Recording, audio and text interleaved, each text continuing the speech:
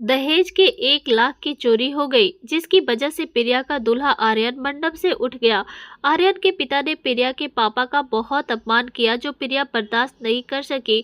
अपने पिता का अपमान देखकर प्रिया ने एक कठोर फैसला लिया। अगर किसी गरीब के घर में लड़की हो गई तो फिर उस घर में मातम छा जाता है। लड़की के माँ बाप उसके बचपन से ही पैसा इकट्ठा करते हैं, लेकिन शादी होते होते वह कर्ज में डूब ही जाते हैं। लखनऊ में एक परिवार रहता था, रमेश जी और उसकी धर्मपत्नी सुषमा उस परिवार की मुखिया है। उनकी बड़ी बेटी प्रिया जो 18 साल की थी और छोटी बेटी स्नेहा जो 16 साल की थी, और उनका सबसे छोटा बेटा जिसका नाम रोहन था जो 14 साल का था। रमेश जी को अपनी बेटियों से बहुत लगाव था, लेकिन सुषमा जी थोड़ी पुराने ख्यालातों की थी, इसलिए उन्हें अपने बेटे रोहन से ज्यादा लगाव था। उनके हिसाब से रोहन उनके लिए बहुत सारा दहेज लेकर आएगा और उसकी दहेज में मिले पैसे से वह अपनी बेटियों की शादी कर देगी। यह ख्याल शायद अकेले सुषमा जी का ही नहीं बल्कि ऐसी कई औरतों का है। प्रिया पढ़ाई में बहुत होशियार थी और स्कूल में हमेशा फर्स्ट आती थी।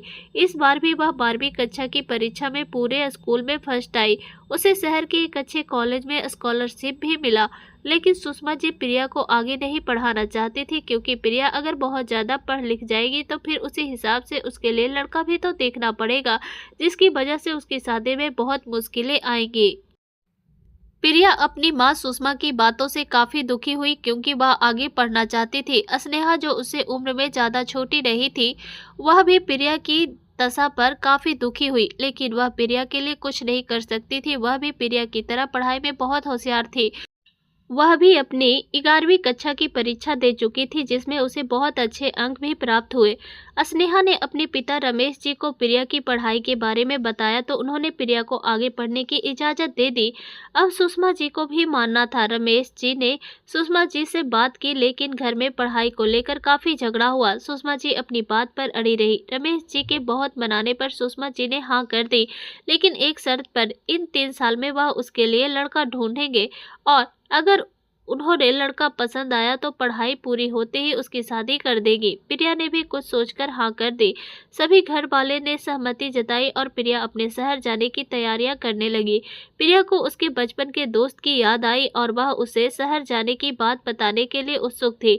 प्रिया के दोस्त का नाम अमित था, जो कि एक मोबाइल शॉप चलाता था। वह बचपन से प्रिया के साथ ही पढ़ा था, लेकिन उसका पढ़ाई में कम मन लगता था, इसलिए उसने पढ़ाई 10वीं कक्षा तक ही की। अमित मोबाइल को ठीक करने में बहुत माहिर था, इसलिए उसके पिता ने उसे एक शॉप खोलकर दे दी ताकि वह अपने शौक को कमाई में बदल सके। अमित अपने पिता के साथ ही रहता था और उसकी माँ उसके बचपन में ही स्वर्गवास हो गई थी, लेकिन उसके पिता ने दूसरी शादी नहीं की। इसी कारण अमित अपने पिता को काफी सम्मान देता था। प्रिया और स्नेहा दोनों मिलकर अमित की शॉप पर आई, लेकिन वह घर गया हुआ था, इसलिए दोनों ने उसके घर जाना ही ठीक समझा। दोनों अमित के घर गए और अमित के पिता विजय जी ने दोनों का स्वागत किया और अमित को बुला लिया। विजय जी प्रिया को पहले से ही जानते थे, इसलिए उन्हें कोई झिझक नहीं थी प्रिया से बात करने में। प्रिया ने विजय जी को बताया कि वह पढ़ाई के लिए शहर जा रही है, जो बात अमित ने भी सुन ली थी। अमित ने प्रिया से पूछा कि वह कब निकल रही है, तो प्रिया ने अमित को चिढ़ाने के अंदाज में कहा कि मैं तो आज शाम को ही निकल रही हूँ। अच्छा जी, तो पैकिंग हो गई तुम्हारी? तुम अब मिलने आ रही हो मुझसे? पागल! कौन पागल? कनखुजरे! मैं परसों निकल रही हूँ। बड़ी मुश्किल से माँ को मनाया है शहर में पढ़ाई के लिए। विजय जी दोनों के लिए नाश्ता लेकर आए और थोड़ी देर बात की। अमित अपने हाथ में एक बॉक्स लेकर आया और प्रिया को दे दिया। तुम इसे शहर जाने के बाद खोलना, समझी? जैसा तुम कहो, कहते हुए हंसने लगी। प्रिया शहर के लिए निकल गई। हॉस्टल पहुंचते ही उसने अमित का दिया बॉक्स खोला। उसमें एक फोन था और एक खत। प्रिया ने अमित का खत पढ़ा, जिसमें लिखा था कि वह अपना ध्यान रखे और हो सके तो उसे याद कर फोन कर लिया करे। जिसे पढ़कर प्रिया के चेहरे पर मुस्कान फैल गई। आज कॉलेज का पहला दिन था, इसलिए प्रिया हॉस्टल से जल्द ही निकल गई और अपनी क्लास ढूंढते हुए एक लड़के से टकरा गई। दोनों ने एक दूसरे को सॉरी कहा और अपने रास्ते निकल गए। प्रिया क्लास में पहुंचकर सीट ढूंढने लगी। उसे एक खाली जगह दिखाई दी और वह वहां जाकर बैठ गई। जैसे ही उसने अपने बगल में बैठे लड़के को देखा तो वह हैरान रह गई, क्योंकि यह वही लड़का था जिससे वह कुछ समय पहले टकराई थी। दोनों एक दूसरे को देखकर मुस्कुराने लगे और दोनों ने एक दूसरे को अपना परिचय दिया। उस लड़के ने अपना नाम आर्यन बताया, जो 20 साल का था। अब दोनों साथ बैठा करते थे और साथ ही रहा करते थे। धीरे धीरे आर्यन प्रिया को चाहने लगा, लेकिन अपने प्यार का इजहार करने की हिम्मत नहीं हुई उसकी। कहीं न कहीं प्रिया भी आर्यन को पसंद करती थी। ऐसे ही कॉलेज खत्म होने को था। आर्यन अब किसी भी कीमत पर अपने प्यार का इजहार करना चाहता था। एक दिन प्रिया के घर से कॉल आया, जिसे सुनकर प्रिया के होश उड़ गए और उसके हाथों से फोन छूट गया। प्रिया की मां ने उसके लिए एक रिश्ता ढूंढा था और वह लोग प्रिया को देखने आने वाले थे, इसलिए सुषमा जी ने प्रिया को घर बुलाया था। प्रिया ने आर्यन को बताया कि उसका रिश्ता आया है और वह अपने घर जा रही है। आर्यन अब बेचैन होने लगा। उसने जल्दी से प्रिया का हाथ पकड़ लिया और कहा कि मैं तुमसे प्यार करता हूँ। प्रिया को एक बार को समझ नहीं आया कि आर्यन ने उससे क्या कहा। वह अपना हाथ छुड़ाकर जाने लगी। तभी आर्यन ने उसके हाथों को फिर से कसकर पकड़ लिया और कहा कि मैं तुमसे प्यार करता हूँ, प्लीज मेरी बात समझो। प्रिया मन ही मन बहुत खुश हो रही थी और उसने कहा, क्या सच में तुम मुझसे प्यार करते हो? मैं तुम्हें कैसे यकीन दिलाऊं, बताओ मुझे। प्रिया ने कहा कि ठीक है, मैं अपने पापा से बात करती हूँ, लेकिन तुम्हें मेरे घर रिश्ता लेकर आना होगा। प्रिया की बात सुन आर्यन ने हामी भरी। अगले दिन सुबह प्रिया अपने घर के लिए निकल गई। घर जाकर प्रिया ने भी अपने घर वालों को बता दिया कि आर्यन उसे पसंद करता है और वह अपने घर वालों के साथ रिश्ते की बात करने आने वाला है। तो सुषमा जी ने पहले वाले रिश्ते को आने से मना कर दिया। उधर आर्यन भी अपने घर वालों को मनाने में लगा हुआ था। आर्यन के लाख समझाने पर आखिरकार आर्यन के घर वाले मान गए। सभी मिलकर प्रिया के घर रिश्ते की बात करने आए। पहले दोनों तरफ के घर वालों ने नॉर्मल तरीके से बात की। प्रिया को बुलाया गया और आर्यन के घर वालों ने उससे बहुत सारे सवाल भी किए। प्रिया ने भी उसके सारे सवालों का विनम्रता पूर्वक जवाब दिया। दोनों को एक दूसरे से अलग से बात करने के लिए घर की छत पर ले आए। अब सभी बड़ों के बीच सीरियस डिस्कशन शुरू हो गया। आर्यन के पिताजी बड़े ही अकड़ के साथ कहा कि हमें आपकी लड़की पसंद है, और रही बात दहेज की, तो हमारा बेटा आपकी बेटी को चाहता है, इसलिए हम ज़्यादा मांग तो नहीं कर सकते। हमें सिर्फ दहेज में 10 लाख कैश, एक मोटरसाइकिल और 5 तोला सोना रख दे, इतना काफ़ी है। हम अपने बेटे की पसंद के कारण ज़्यादा की मांग नहीं कर सकते हैं। दोनों पक्षों में काफी देर तक दहेज की कीमत को लेकर अनबन हुई। आखिरकार दहेज में 7 लाख कैश, एक मोटरसाइकिल और 5 तोला सोना में राजी हुए। प्रिया और आर्यन को इन सभी से दूर रखा गया और दोनों ने काफी देर तक छत पर एक दूसरे से बात की। जब नीचे सभी की बात खत्म हुई तो उन्होंने प्रिया और आर्यन को नीचे बुला लिया। सारी बात होने के बाद आर्यन और उसके घर वालों ने सभी से विदा लिया और अपने घर के लिए निकल गए। उन लोगों के जाने के बाद रमेश जी और सुषमा जी सोच में पड़ गए कि इतनी बड़ी रकम का इंतजाम कैसे होगा। प्रिया ने स्नेहा और रोहन की ओर देखा तो रोहन चिढ़ते हुए वहां से चला गया। स्नेहा प्रिया को कमरे में लेकर आ गई। दीदी, उन लोगों ने कुछ ज्यादा ही दहेज की मांग कर दी। पापा और माँ दोनों ही पैसों के लिए सोच रहे हैं। प्रिया ने दहेज की रकम पूछी तो स्नेहा ने उसे सब कुछ बता दिया। प्रिया बहुत दुखी हुई, क्योंकि उसके कारण माँ बाप उसके परेशान हो रहे थे। प्रिया को पता था कि उसके पापा की फाइनेंशियल कंडीशन इतनी अच्छी नहीं है, वह अकेले ही घर को चलाते हैं। प्रिया अपने माँ पापा के पास जाकर कहती है कि मुझे यह शादी नहीं करनी है, जिसे सुनकर रमेश जी और सुषमा जी चौंक जाते हैं और पूछते हैं कि क्या बात है, क्यों मना कर रही हो? तुम्हारे और आर्यन के बीच कुछ हुआ है क्या? प्रिया रोते हुए कहती है कि पापा, उन लोगों ने बहुत ज़्यादा दहेज की मांग की है। आप इतना पैसा कहाँ से लेकर आएंगे? आपकी तनख्वाह तो हमारी पढ़ाई और देखरेख में ही खर्च हो जाती है। अगर उन्हें दहेज चाहिए तो मुझे यह शादी नहीं करनी है। रमेश जी ने उठकर प्रिया को अपने गले लगाया और कहा, बेटा कैसी बात करती हो? बेटी की शादी में दहेज देना तो एक रिवाज है जो बरसों से हमारे समाज में चला आ रहा है। लेकिन पापा, शादी भी तो आपको ही करनी है और ऊपर से दहेज भी आपको ही देना है। यह कैसा खोखला रिवाज है समाज का? यह तो पीढ़ी दर पीढ़ी चली आ रही है प्रथा। बेटा, तुम इस बारे में ज़्यादा मत सोचो, सब कुछ अच्छा होगा। तुम चिंता मत करो, जाओ और अपनी पढ़ाई पर ध्यान दो। आखिरी साल है ना तुम्हारा और एग्जाम भी नज़दीक है। हाँ पापा, मैं इस बार भी आपका नाम रोशन ज़रूर करूँगी। बस मेरे लिए तो यही एक अच्छा गिफ्ट है। तुम शादी की चिंता छोड़ो और पढ़ाई करो। मुझे गिफ्ट में मेडल दे देना। ठीक है पापा, मैं पूरी कोशिश करूँगी, कहते हुए प्रिया अपने पापा के गले लगकर अपने कमरे में चली गई। कमरे में जाकर स्नेहा को सारी बात बताई तो स्नेहा ने प्रिया को आर्यन से बात करने की सलाह दी। प्रिया को भी स्नेहा की बात सही लगी। उसने आर्यन को फ़ोन किया और दहेज के बारे में बताया। आर्यन ने कहा कि मैं एक बार बात करने की कोशिश करता हूँ, शायद मान जाए। प्रिया ने खुशी खुशी फ़ोन रख दिया और स्नेहा को आर्यन के साथ हुई बातें बताई। अब स्नेहा को भी तसल्ली हुई कि आर्यन प्रिया को समझता है। दोनों परिवारों ने आगे की बात बच्चों के एग्जाम्स के बाद करने का सोचा। एग्जाम्स नज़दीक थे, इसलिए प्रिया वापस शहर आ गई और अपनी पढ़ाई पर ध्यान देने लगी। आखिर उसे अपने पिताजी का सपना साकार करना था। प्रिया ने बहुत मेहनत की और उसके एग्जाम बहुत अच्छे गए। एग्जाम के बाद प्रिया अपने घर आ गई। रिजल्ट आने में अब थोड़ा वक्त था।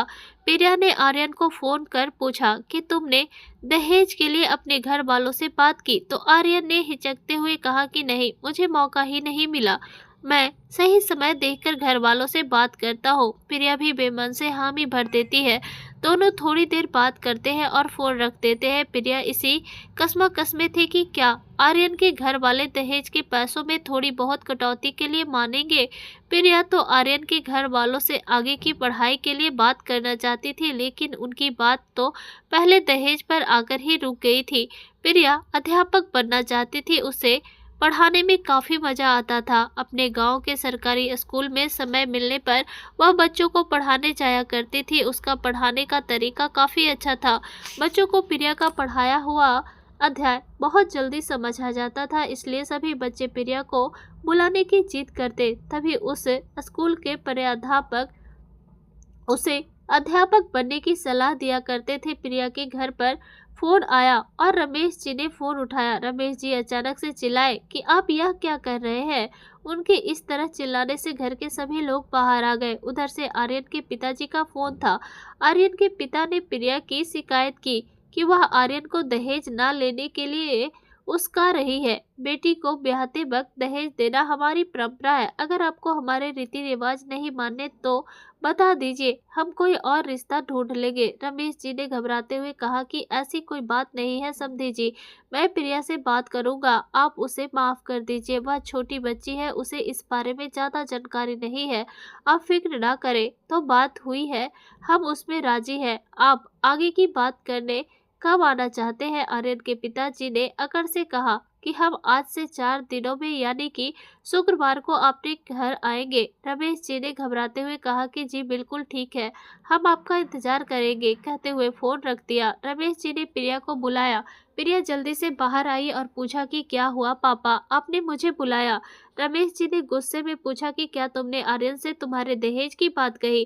प्रिया ने हाँ में जवाब दिया। रमेश जी ने प्रिया पर गुस्सा करते हुए कहा कि तुम्हें किसने कहा कि तुम आर्यन से बात करो? तुम्हारे कारण समधी जी ने फोन पर गुस्सा किया। क्या जरूरत थी यह सब करने की? मैंने क्या कहा कि तुम पैसों की बात करो अपने होने वाले पति से? अब कान खोलकर सुनो, इस बारे में किसी से कोई बात नहीं करोगी।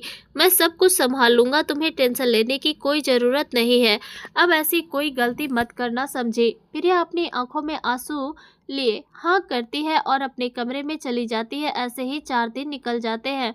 वह दिन आ ही गया जब आर्यन के घर वाले आने वाले थे। रमेश जी और सुषमा जी ने सभी का स्वागत किया और बड़े आदर सत्कार के साथ उन्हें बिठाकर उनके चाय नाश्ते का इंतजाम किया। आर्यन के पिताजी ने कहा कि मैं आपसे कुछ बात करना चाहता हूँ। रमेश जी ने आश्चर्य से हामी भरी। देखिए, बात ऐसी है कि हमने दहेज आप लोगों से कम लिया है और हम चाहते हैं कि शादी धूमधाम से होनी चाहिए, क्योंकि आर्यन हमारा एक ही बेटा है।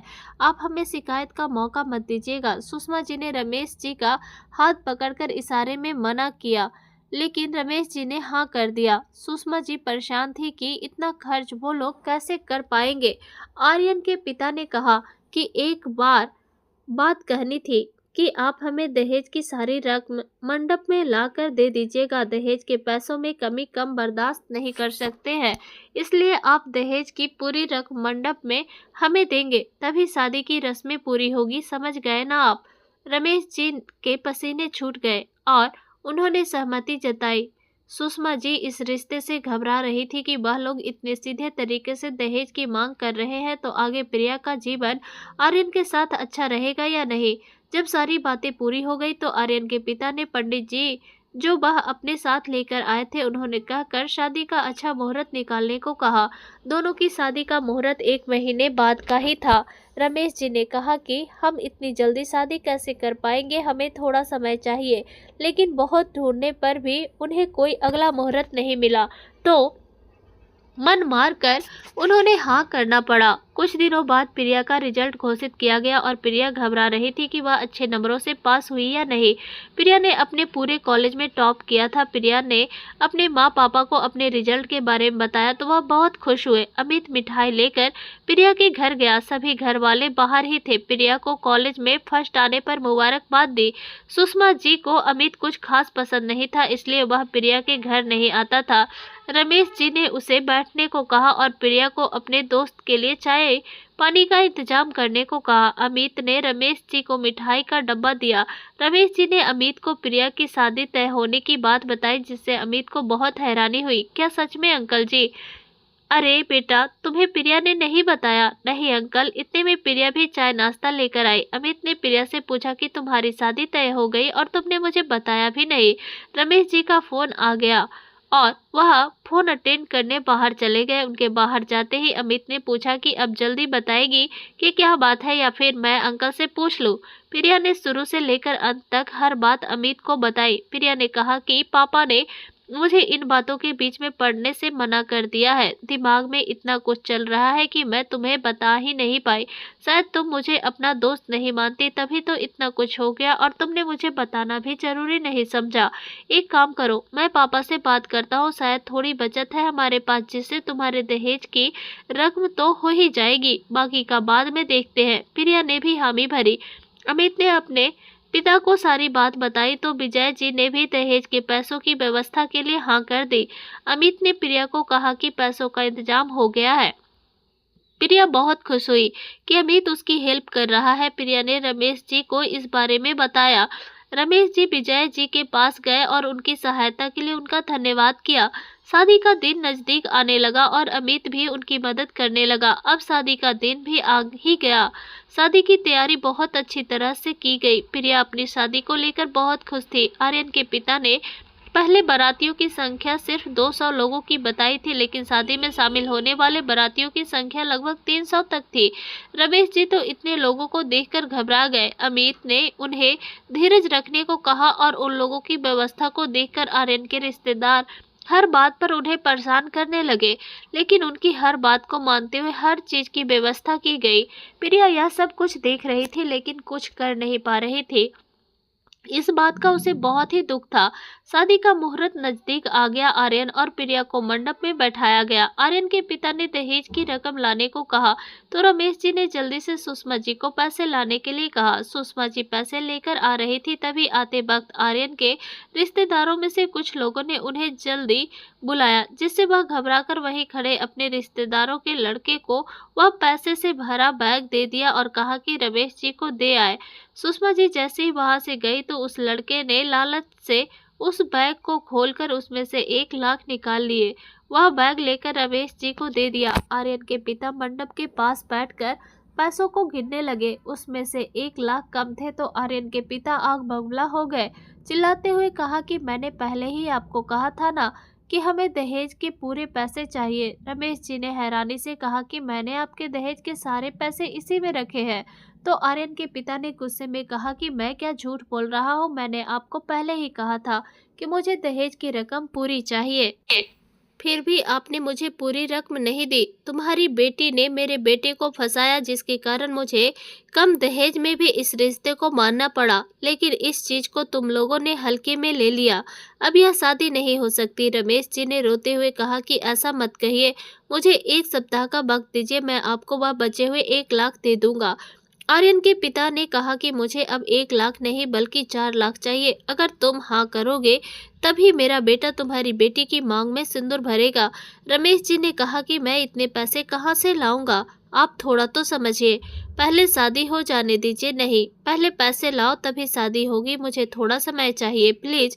कहते हुए रमेश जी अपने दोनों हाथों को जोड़कर खड़े थे। आर्यन के पिता को इन चीजों का कोई असर नहीं हुआ।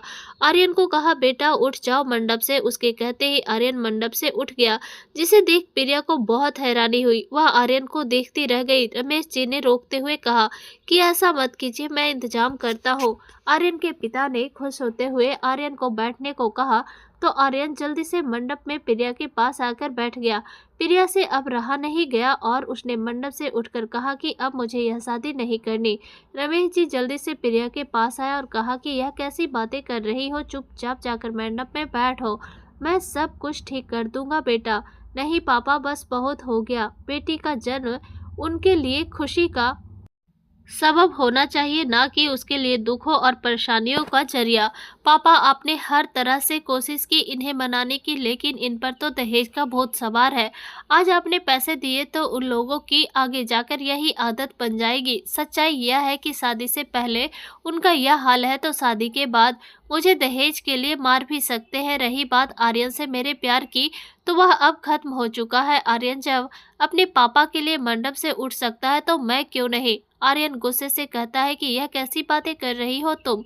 नहीं जानती कि मैं तुमसे कितना प्यार करता हूँ और बड़ों की बातों में हमें नहीं बोलना चाहिए। आर्यन, तुम तो अपने पिता की बात ही मानो, लेकिन अब मैं यह बिल्कुल बर्दाश्त नहीं कर सकती कि सिर्फ एक लड़की होने के कारण मेरे पिताजी एक दयनीय स्थिति में है। मेरे पापा ने तो दहेज में पूरे रुपये का इंतजाम किया था, लेकिन पता नहीं कैसे 1 लाख कम हो गए, जिसकी वजह से इन लोगों ने मेरे पिता का इतना अपमान किया, लेकिन तुमने एक बार भी कुछ नहीं बोला। आर्यन, मेरे लिए मेरे पापा का सम्मान सबसे ऊंचा है और कोई उनका अपमान करे यह मुझे बर्दाश्त नहीं होगा।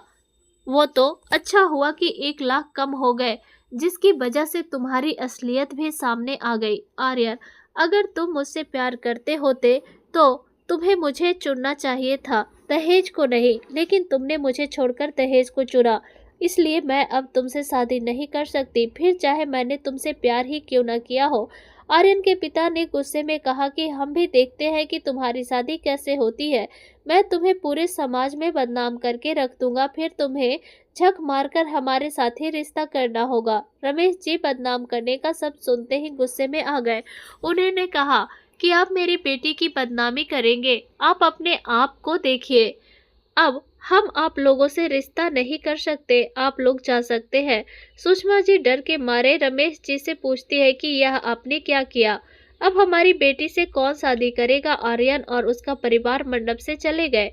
रमेश जी के रिश्तेदारों ने तो वहीं पर बात बनाना शुरू कर दिया। सुषमा जी अब बहुत घबरा गई कि आखिर अब प्रिया की शादी कैसे होगी।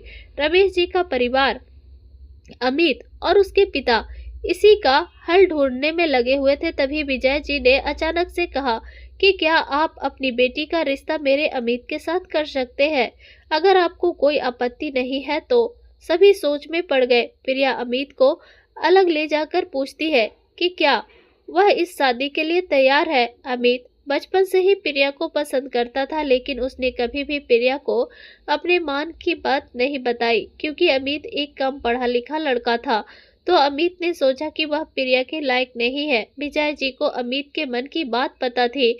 जब प्रिया की शादी की बात पता चली तो विजय जी थोड़ा दुखी हुए, क्योंकि वह अपने बेटे का प्यार उसे नहीं दे पाए। इसलिए जब शादी टूटी तो विजय जी सीधे अमित से शादी का प्रस्ताव रख दिया। अमित प्रिया को शादी के लिए हाँ कर देता है, लेकिन एक शर्त पर कि वह पहले उसका दोस्त बनकर ही रहेगा। प्रिया ने भी अपनी सहमति जताई और अपने माँ पापा को कहकर मंडप में बैठ गई। इस तरह प्रिया और अमित की शादी उसी मंडप में हो गई। अमित और विजय जी प्रिया को अपने घर लेकर आए और कहा कि बेटा, तुम्हें कोई भी प्रॉब्लम हो तो मुझे जरूर बताना, मैं हमेशा तुम्हारे साथ हूँ। बेटा, अमित प्रिया को अपने कमरे में लेकर जाता है और कहता है कि तुम आराम करो और आज जो भी हुआ उसे अपने दिल से मत लगाना, तुम सिर्फ अपने सपनों पर ध्यान दो और उसमें मैं हमेशा तुम्हारे साथ हूँ। प्रिया एक बार को सोच में पड़ गई कि कहाँ उसका प्यार जो उसे शादी के मंडप में छोड़ गया, और कहाँ अमित जो जानता है कि वह उससे प्यार नहीं करती, उसके बावजूद अमित ने उसके लिए इतना कुछ किया। अमित ने प्रिया का बीएड का फॉर्म भरा और प्रिया ने अपनी पढ़ाई को पूरा किया। उसने जो सपना देखा था कि वह एक अच्छी अध्यापक बने, आज इन 3 सालों में पूरा हो गया। अमित ने प्रिया का खूब साथ दिया। आज प्रिया एक सेकेंड ग्रेड गवर्नमेंट टीचर है। शायद उसकी सफलता का पूरा श्रेय अमित को ही जाता है। आज अमित की छोटी सी शॉप एक बड़ी सी शॉप में तब्दील हो गई थी, जहां हर तरह के मोबाइल फोन और लैपटॉप मिला करते थे। इन 3 सालों में अमित और प्रिया का रिश्ता सिर्फ अच्छे दोस्त का था। प्रिया अपनी सारी जिम्मेदारियां बखूबी निभाती, लेकिन अमित और उसका रिश्ता दोस्ती पर ही ठहर गया। आज उनकी शादी की 4थी सालगिरह थी और हर साल की तरह एक बहुत बड़ी पार्टी दी गई। सभी परिवार वाले काफी खुश थे। सुषमा जी ने प्रिया को कहा कि आज मैं बहुत खुश हूँ। मुझे अमित खास पसंद नहीं था, यह बात तो तुम भी जानती हो, लेकिन शायद शादी के वक्त कहीं न कहीं हमारा निर्णय सही निकला। अमित जैसा लड़का तो हम ढूंढते तो भी नहीं मिलता। बेटा, अब अपनी जिंदगी को नए सिरे से शुरू करो और अमित में अपने पति को देखो। प्रिया को अपनी माँ की बातें असर कर गई। उसने सोचा कि वह आज अमित से बात करेगी। आज पहली बार प्रिया अमित के लिए कुछ कर रही थी, इसलिए उस वक्त को बेहतर बनाने के लिए उसने अपने पूरे कमरे को लाइट्स और कैंडल से सजाया। पूरे कमरे में एक की खुशबू और फूलों से सजाया हुआ बेड और एक बड़ा सा बुके जो प्रिया अमित के लिए लेकर आई थी। अमित देर रात को पार्टी खत्म होने के बाद जैसे ही कमरे में आया तो वहां की सजावट देखकर हैरान रह गया।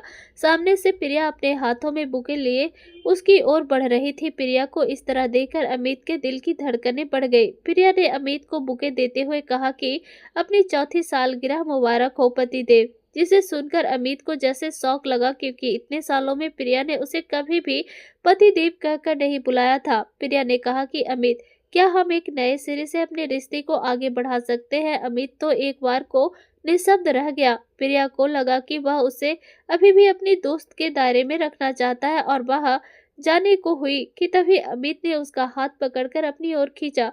तुम क्या कहना चाहती हो? एक बार फिर कहो। मैं कह रही हूँ कि क्या हम अब पति पत्नी बन सकते हैं? अमित ने खुशी के मारे प्रिया को अपनी गोदी में उठा लिया और गोल गोल घुमाने लगा। मैं तो इस बात का कितने सालों से इंतजार कर रहा हूँ। क्या सच में तुम मुझे अपना सकती हो? अमित, मैंने अपने जीवन में बहुत गलतियां की है, लेकिन एक अच्छा काम किया है और वह है तुमसे शादी। अब मैं समझ गई हूँ कि प्यार क्या होता है। आर्यन और तुम में जमीन और आसमान का फर्क है। मैंने जो आर्यन से प्यार किया था वह प्यार ही नहीं था। अमित, जो प्यार तुमने मुझे दिया है वह है असली प्यार। यह बात मुझे देर से समझ आई, लेकिन आई जरूर। मैं आज तुम्हें हर वह हक देना चाहती हूँ जो एक पति का अधिकार है।